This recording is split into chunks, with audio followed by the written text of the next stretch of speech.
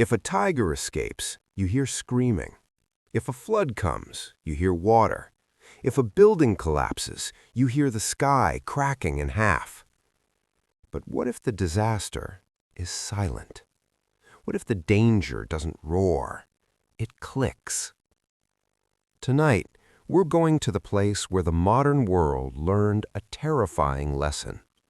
You can build a machine so powerful that when it fails in a language your body understands before your brain does. Welcome to Chernobyl. Set the scene, a normal night in the Soviet future. It's April 1986. The Soviet Union is selling the future.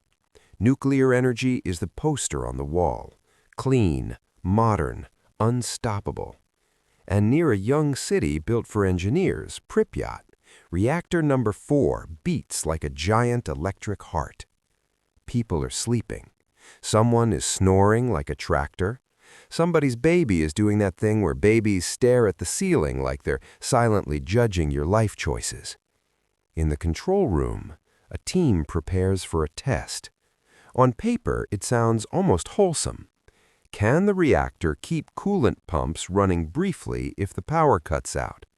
It's the kind of question you want answered before an emergency. That part is responsible. The problem is how they tried to answer it. The trail begins. 3 ingredients of catastrophe. Keep this trail in your mind. Only 3 stepping stones.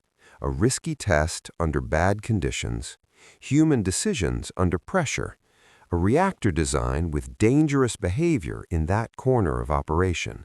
When those 3 line up, history happens, and history doesn't ask permission.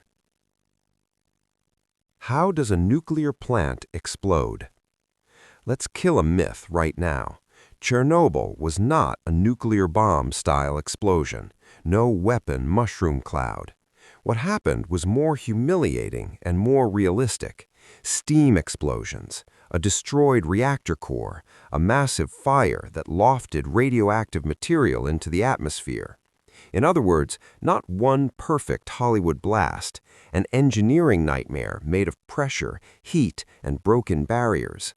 Because nothing says bad day at work like your building turning itself into a smoke machine for half a continent.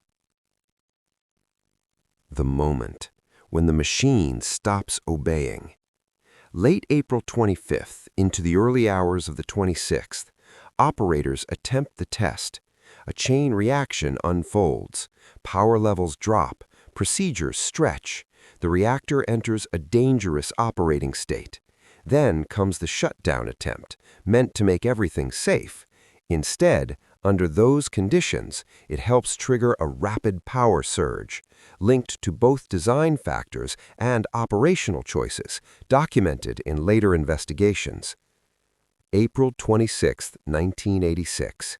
Unit 4 is destroyed.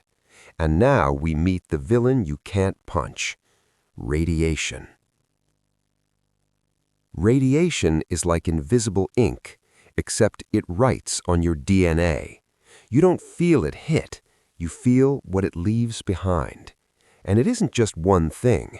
Radioactive iodine, like iodine-131, can concentrate in the thyroid, especially in children.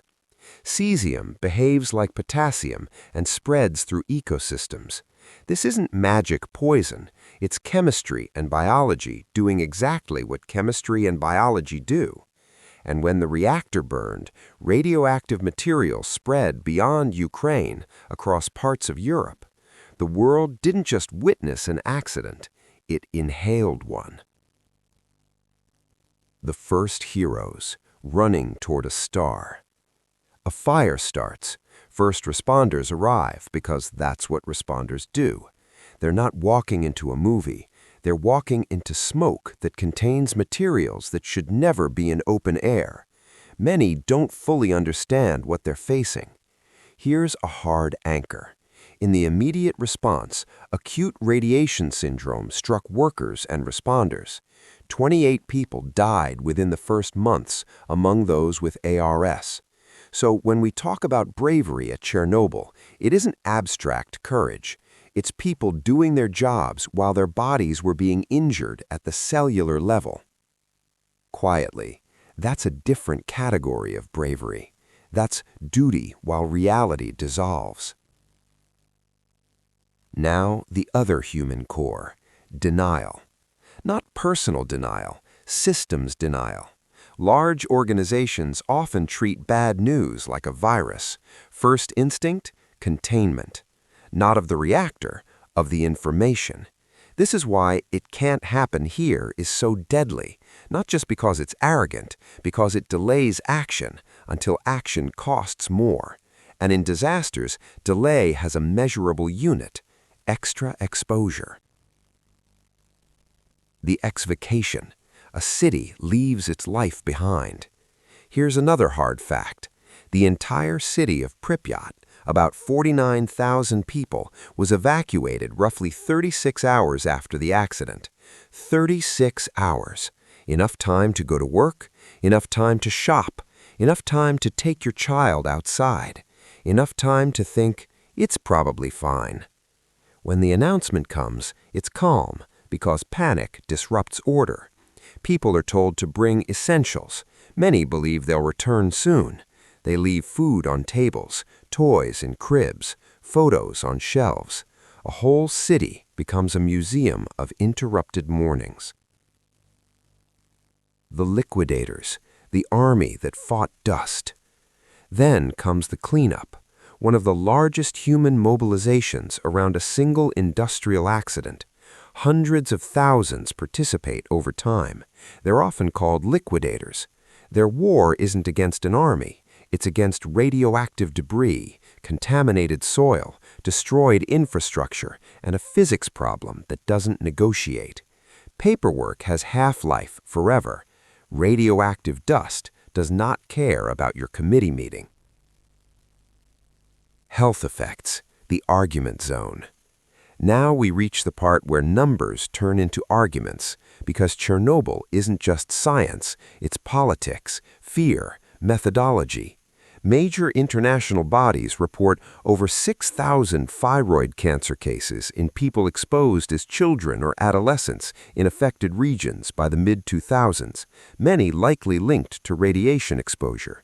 The WHO, 2005, estimated radiation could cause up to about 4,000 eventual deaths among the most exposed populations. And that phrase matters, eventual deaths, because this is statistical risk spread across decades, which means two truths can coexist. Many people lived normal lifespans. Some people's odds were quietly, unfairly increased. Chernobyl doesn't just injure bodies, it injures trust, because humans want a clean number.